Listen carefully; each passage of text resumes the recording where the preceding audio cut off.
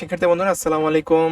গত ক্লাসে আমরা শিখেছিলাম প্রিন্সিপাল ক্লজ বা ইন্ডিপেন্ডেন্ট ক্লজ কাকে বলে, যেটা হচ্ছে স্বাধীন ক্লজ। আজকে আমরা দেখবো সাবঅর্ডিনেট ক্লজ, যেটা হচ্ছে অন্য কারোর উপর আহ, অধীনে থাকে, অন্য কারোর উপর ডিপেন্ডেন্ট থাকে, মানে যেটাকে আমরা ডিপেন্ডেন্ট ক্লজও বলি, বা যে কারো অধীনে থাকে তখন সেটাকে আমরা সাবঅর্ডিনেট ক্লজ বলি। আচ্ছা, তো সাবঅর্ডিনেট ক্লজ হচ্ছে যেহেতু সে অন্য কারোর উপর ডিপেন্ডেন্ট থাকে, তাই সেটা সাবঅর্ডিনেট ক্লজ। এবং এটা হচ্ছে কমপ্লেক্স সেন্টেন্সে ব্যবহৃত হয়।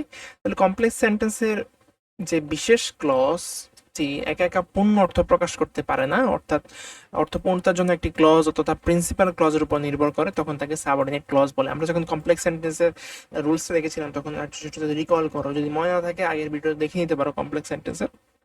সেখানে আমরা দেখিয়েছিলাম যে সেটা হচ্ছে আহ, দুইটা ক্লজ থাকবে, একটা হচ্ছে দুইটা না, একের অধিক থাকতে পারে, একটা মেইন ক্লজ থাকবে, তার অধীনে অন্য আরো ক্লজ থাকতে পারে কমপ্লেক্স সেন্টেন্সে। সেই অধীনে যে ক্লজগুলো থাকছে সেগুলোকে আমরা সাবঅর্ডিনেট ক্লজ বলছি, তাই না?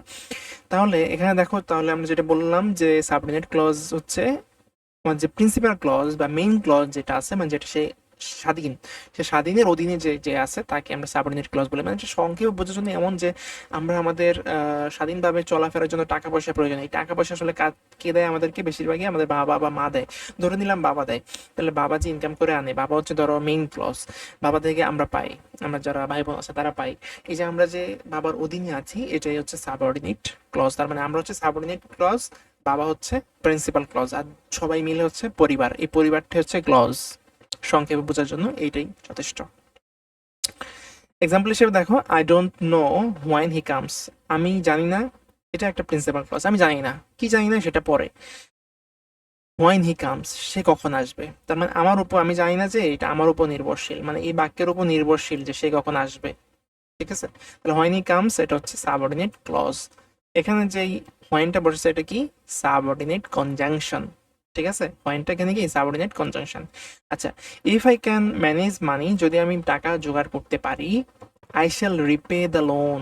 Is I shall repay the loan, এটা হচ্ছে প্রিন্সিপাল ক্লজ। যেহেতু I shall repay the loan, আমি লোন পরিশোধ করবো, যে পরিশোধ করতে পারে, যে স্বাধীন, তার কাছে টাকা আছে, সে পরিশোধ করতে পারে, তাহলে সেটা কি? এটা হচ্ছে প্রিন্সিপাল ক্লজ। আর এটা সাবঅর্ডিনেট কি? যদি আমি ম্যানেজ করতে পারি, তার মানে এই যে লোন যে পরিশোধ করবো, যদি আমার টাকা হয় তাহলে আমি ম্যানেজ করতে পারবো। এই যে ইফ আই ক্যান ম্যানেজ মানি, এটা হচ্ছে সাবঅর্ডিনেট ক্লজ, কারণ এটা কার উপর নির্ভরশীল? এটার উপর নির্ভরশীল, তাই না? এটার উপর নির্ভরশীল, মানে তার যদি টাকা ম্যানেজ করতে পারে তাহলে না সে লোন পরিশোধ করবে। এই যে লোন পরিশোধ করতে পারা, এটা হচ্ছে প্রিন্সিপাল ক্লজ। আর সেটা কারো, প্রিন্সিপাল ক্লজের উপর নির্ভরশীল। সাবঅর্ডিনেট ক্লজটা হচ্ছে if I can manage money. Next ক্লাসে আমরা দেখবো coordinate clause. Till then, take care.